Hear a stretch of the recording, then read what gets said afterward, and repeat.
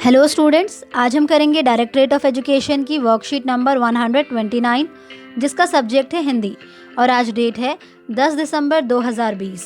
ये worksheet class 4th के बच्चों के लिए है। तो चलिए स्टार्ट करते हैं हम आज की वर्कशीट। बच्चों, वर्कशीट में आपको यहाँ पर अपना नाम लिखना है। यहाँ पर आपकी क्लास पहले से ही लिखी हुई है तो आपको अपना सेक्शन लिखना है और यहाँ पर लिखना है आपको अपने टीचर का नेम। हमारी जो आज की वर्कशीट है उसका टॉपिक पाठ थप रोटी थप दाल से लिया गया है। इस पार्ट को आप ऑलरेडी पढ़ चुके हैं। क्या आप जानते हैं 10 दिसंबर का दिन प्रत्येक वर्ष अंतर्राष्ट्रीय मानवाधिकार दिवस के रूप में मनाया जाता है। यह सभी मनुष्यों को उनके अधिकारों के प्रति जागरूक करने के उद्देश्य से मनाया जाता है। मानवाधिकार वे मौलिक अधिकार हैं जो सभी मनुष्यों को शिक्षा, स्वतंत्रता एवं समानता प्रदान करते हैं।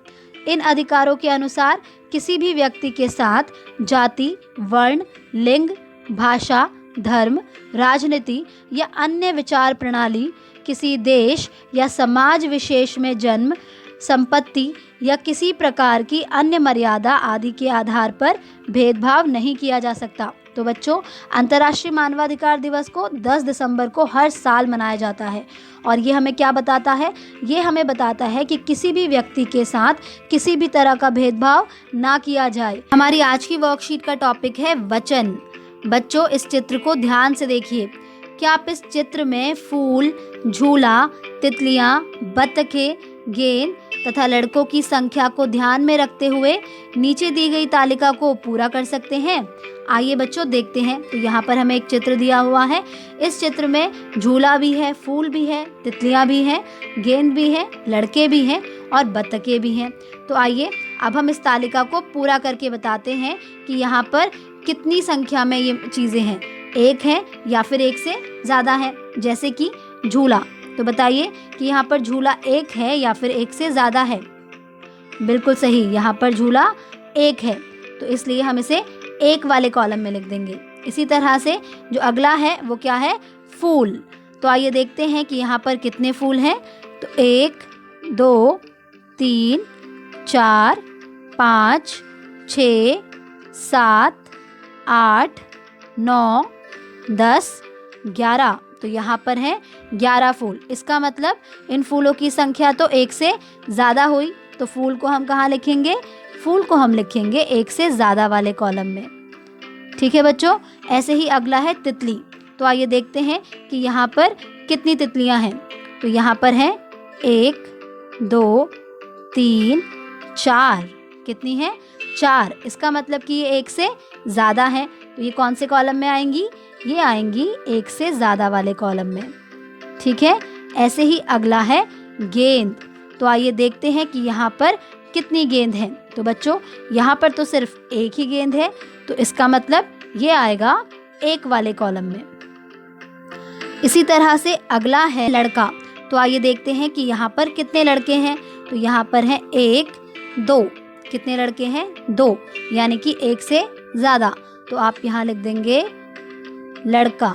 ठीक है, ये एक से ज़्यादा है। इसी तरह से अब अगला है बत्तख। तो आइए देखते हैं कि यहाँ पर कितनी बत्तख हैं। 1, 2, 3। तो इसका मतलब यहाँ पर एक से ज़्यादा बत्तख हुई। तो बत्तख भी हम एक से ज़्यादा वाले कॉलम में लिख देंगे। ठीक है बच्चों। तो बच्चों, शब्द के जिस रूप से उसके एक या एक से अधिक होने का पता चले उसे हम वचन कहते हैं। क्या कहते हैं? वचन कहते हैं। दोबारा सुनिएगा। शब्द के जिस रूप से उसके एक या फिर एक से अधिक होने का पता चले उसे हम वचन कहते हैं। वचन 2 प्रकार के होते हैं, एक वचन और बहुवचन। तो जो एक वचन है ये हमें किसी एक चीज़ के बारे में बताता है और जो बहुवचन है वो हमें एक से ज़्यादा चीज़ों के बारे में बताते हैं। जिन शब्दों से किसी व्यक्ति, वस्तु या स्थान के एक होने की जानकारी मिले उसे एक वचन शब्द कहते हैं, जैसे लड़की, झूला आदि। इसी तरह से जिन शब्दों से एक से अधिक वस्तु, व्यक्ति या स्थान की जानकारी मिले उन्हें बहुवचन शब्द कहते हैं, जैसे तितलियां, बत्तखें, लड़के आदि। प्रश्न 1। बच्चों, आपने पाठ थप रोटी थप दाल में भी तो कुछ ऐसे ही शब्द पढ़े थे, जैसे बड़ी, बढ़िया। पंक्ति, पंक्तियाँ।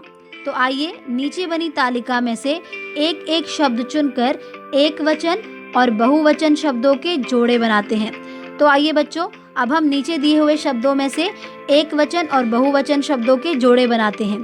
तो जैसे कि पहला शब्द है रोटी, तो बताइए कि रोटी शब्द का बहुवचन शब्द क्या होगा? बिल्कुल सही, रोटी शब्द का बहुवचन होगा रोटियां। ठीक है, तो जब हम रोटी कहते हैं तो इसका मतलब यहाँ पर एक रोटी की बात हो रही है, यानी कि एक वचन। लेकिन जब हम कहते हैं रोटियां तो इसका मतलब यहाँ पर एक से ज़्यादा रोटी की बात हो रही है, तो इसीलिए ये क्या है? बहुवचन है। ओके, ऐसे ही अगला है सहेली। तो सहेली मतलब कि एक सहेली के बारे में बात हो रही है, इसका मतलब कि एक वचन। लेकिन इसका बहुवचन क्या होगा? इसका बहुवचन होगा सहेलियाँ। क्या होगा? सहेलियाँ। ठीक है, इसी तरह से अगला है बिल्ली। तो बिल्ली से हमें पता चल रहा है कि यहाँ पर सिर्फ एक बिल्ली के बारे में बात हो रही है, यानी कि एक वचन। तो इसका बहुवचन क्या होगा? इसका बहुवचन होगा बिल्लियाँ। क्या होगा? बिल्लियाँ, यानी कि एक से ज़्यादा बिल्लियों की बात हो रही है यहाँ पर। इसी तरह से अगला है बच्चा। तो बच्चा शब्द सुनकर आपको पता लग रहा होगा कि यहाँ पर सिर्फ एक बच्चे के बारे में बात हो रही है, लेकिन इसका बहुवचन क्या होगा? इसका बहुवचन होगा बच्चे। क्या होगा? बच्चे। प्रश्न 2, निम्नलिखित वाक्यों में आए गहरे काले शब्दों के वचन बदलकर वाक्यों को दोबारा लिखिए। बच्चों, आपको नीचे 2 वाक्य दिए गए हैं। आप देख सकते हैं कि इन वाक्यों में कुछ शब्दों को गहरे काले रंग से लिखा हुआ है, जैसे कि तारे और यहाँ पर मछली। तो आपको क्या करना है? आपको इनके वचन बदलकर इन वाक्यों को दोबारा से लिखना है। अगर ये शब्द एक वचन में है तो इसका मतलब कि आप उसको बहुवचन में बदलेंगे, और अगर यहाँ पर बहुवचन में दिया हुआ है तो इसका मतलब कि आप उसे एक वचन में बदलेंगे। आइए देखते हैं। तो पहला है आसमान में तारे चमक रहे हैं। तो बताइए कि तारे बहुवचन है या एक वचन? बिल्कुल सही, तारे है बहुवचन। क्या है? बहुवचन। ठीक है, यानी कि एक से ज़्यादा की बात हो रही है। तो हम इसे कैसे बदलेंगे? हम इसे लिखेंगे एक वचन में। आसमान में तारा चमक रहा है। आसमान में तारा चमक रहा है। ठीक है बच्चों, तो यहाँ पर तारा क्या हो गया? तारा हो गया एक वचन। इसी तरह से अगला वाक्य है मछली पानी में तैर रही है। मछली पानी में तैर रही है। बच्चों, यहाँ पर कितनी मछलियों के बारे में बात हो रही है? एक मछली के बारे में, यानी कि ये है एक वचन। तो हम इसे बदलेंगे बहुवचन में। तो बहुवचन में क्या हो जाएगा? बहुवचन में ये हो जाएगा मछलियाँ पानी में तैर रही हैं। मछलियाँ पानी में तैर रही हैं। ठीक है बच्चों। प्रश्न 3, नीचे लिखे शब्द अनेक को दर्शा रहे हैं। क्या आप इनके लिए एक वचन शब्द बता सकते हैं? बच्चों, आपको नीचे कुछ शब्द दिए गए हैं। ये शब्द अनेक यानी कि बहुवचन को दर्शा रहे हैं। तो आइए इनके लिए हम एक वचन शब्द लिखते हैं। तो जैसे कि पहला है गुड़िया। क्या है?